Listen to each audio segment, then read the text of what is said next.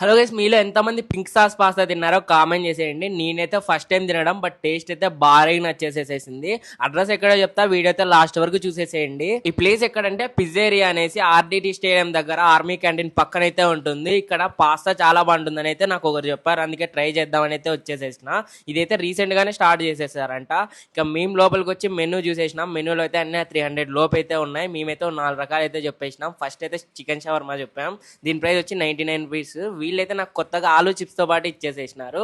అలా ఆలు చిప్ పెట్టుకొని తిన్నా. ఫస్ట్ బైట్ నాకు ఏం అంత అనిపించలే, కానీ 2-3 సార్లు తిన్నాక మంచి ఫ్లేవర్ తో అయితే ఉంది. ఈ షవర్మా ప్రైస్ వచ్చి 99 రూపీస్. ఇంకా మనం మెయిన్ ఐటమ్ అయితే వచ్చింది పింక్ సాస్ పాస్తా. దీని ప్రైస్ వచ్చి 180 రూపీస్.